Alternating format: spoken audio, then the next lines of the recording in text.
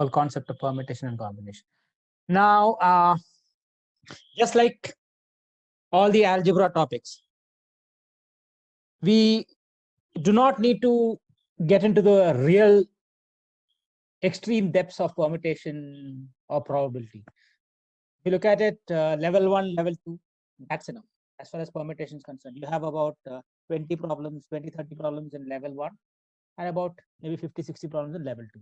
Don't go to level 3 at all. They're too deep, and I don't think in CAT they ever ask you at that level. It has never come at that level. Okay, so you have maybe at 1.5 levels. Even a lot of questions in 2 are above CAT. But then yes, level 2 we will do, so that in case there's something that comes slightly above what has come till now, we should be able to do that.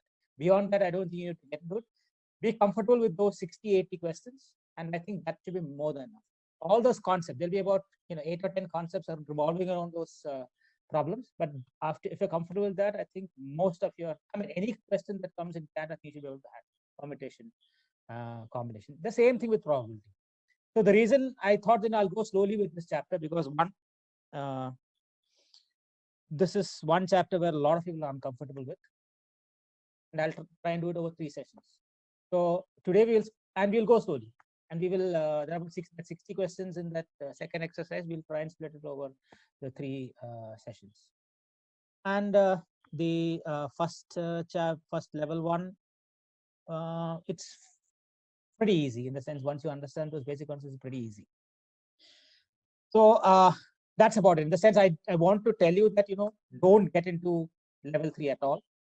Level 3, level 4, just forget it. Okay, especially with respect to permutation and probability. But then the other chapters, I said, I'll pick some problems and do from level 3 and all. But then that we will do the other things. But as far as permutation, combination, and probability is concerned, just up to level 2. Okay, that is very important, because a probability and all those things are vast.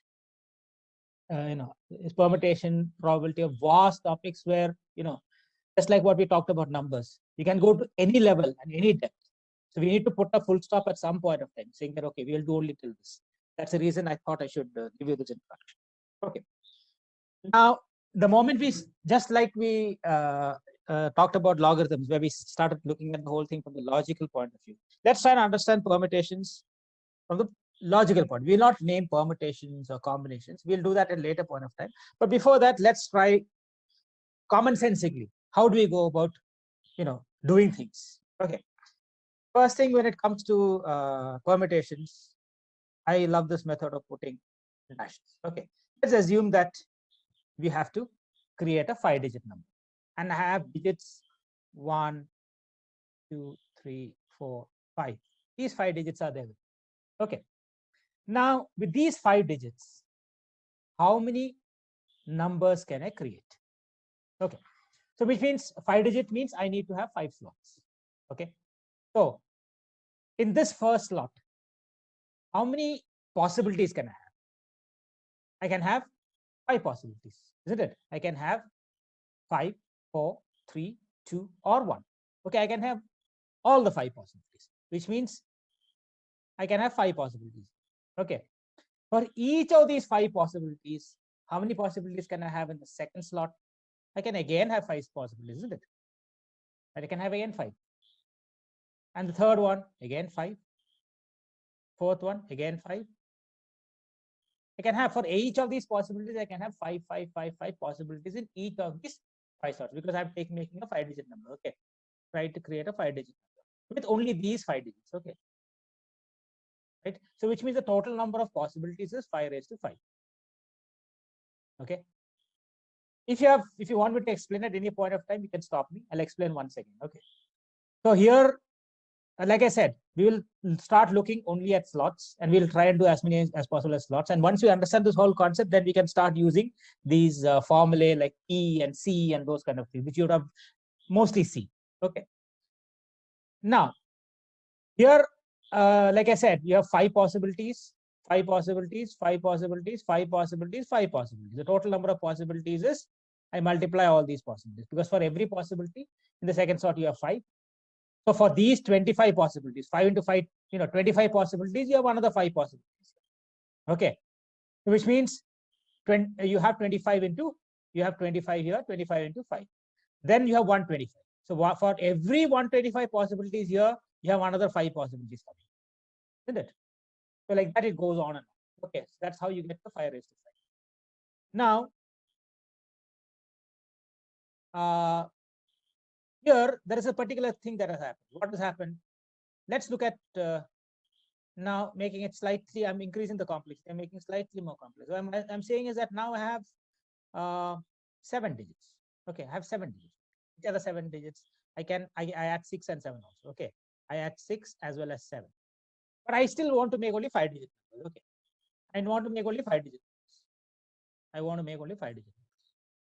Okay, so what do? How many possibilities are there in each of these slots? First slot, I can have 7 possibilities now. I can take any of these 7. So 7 possibilities. Okay, similarly 7 possibilities. 7, 7, 7. So it becomes 7 raised to 5 possibilities I have in terms of 5-digit numbers. I can have 7 raised to 5 5-digit numbers using these 7. Okay, right? Now,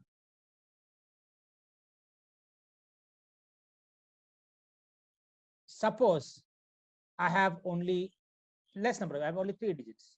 I have only 1, 2, and 3. Then what happens? Then also the same thing. I have 3 possibilities, isn't it? I have 3 possibilities.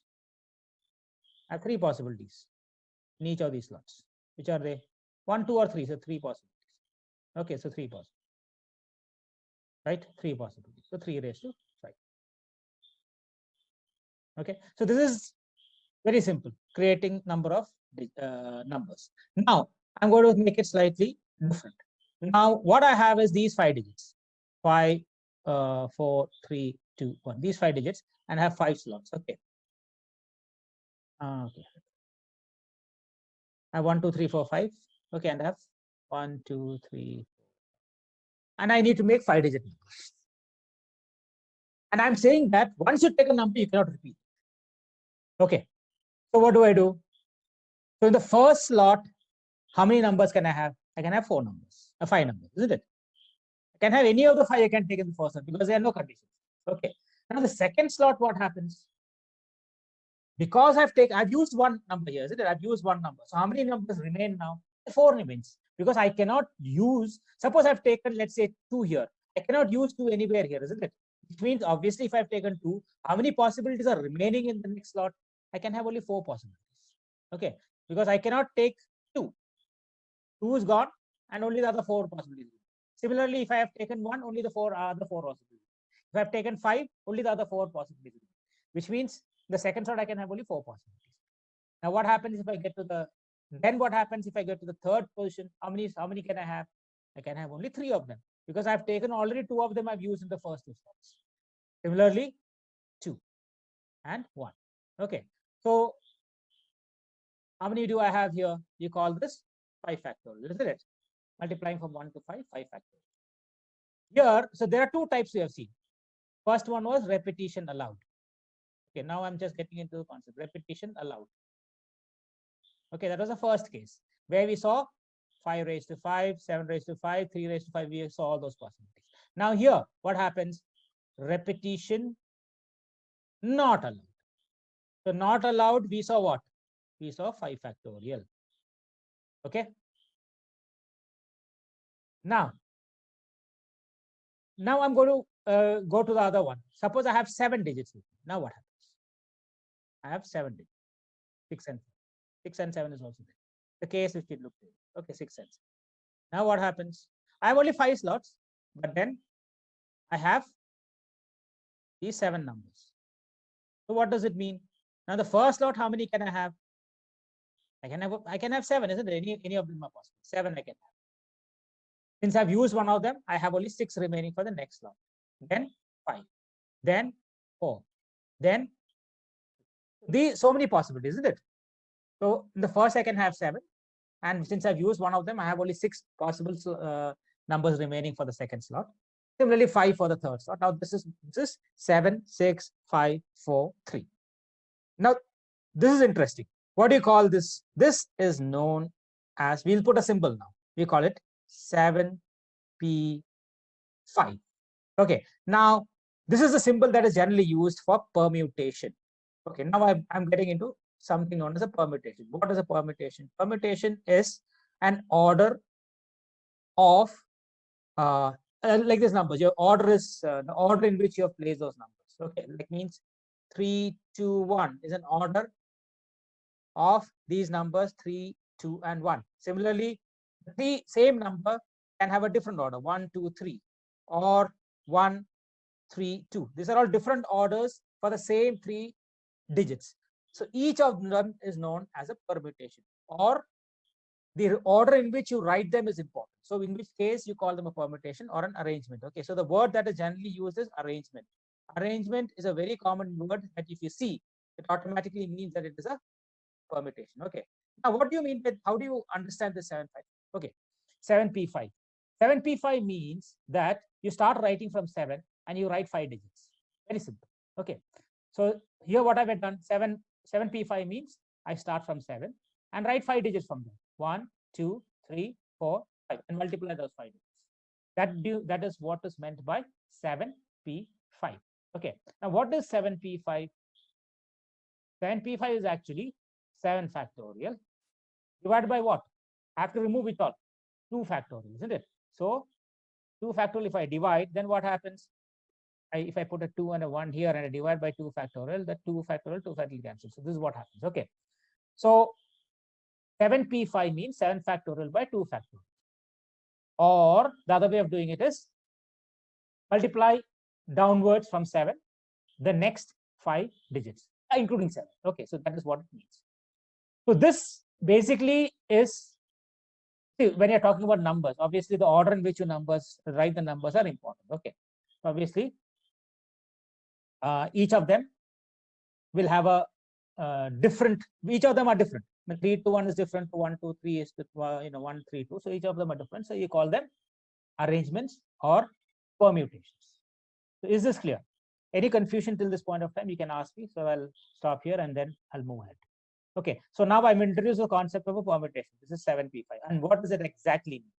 Okay, now which means if I write a number 10pr, okay, or it could be, let's say, 8p3. What does 8p3 mean? 8 into 7 into 6. Okay, or 10p4 means 10 into 9 into 8 into 7. But then, mathematically, how do you write it? You actually write it as 10 factorial divided by everything after this, isn't it? Divided by 6 factorial. And here what do you write? 8 factorial divided by 5 factorial, isn't it? Because 5, 4, 3, 2, 1 you don't require. Okay. Or when you write an NPR, you write it as n factorial divided by n minus r factorial. Okay. This is your broad formula for a permutation. I'll stop here. Any questions? When repetition is there, you'll always find powers. Okay, when repetition is allowed, you will not get these factorials. You'll obviously get a power. It could be 5 raised to 4, or 3 raised to 4, or 2 raised to whatever, some power. Okay, when repetition is allowed, you generally move to factorial. Okay. Now, what we will do today now is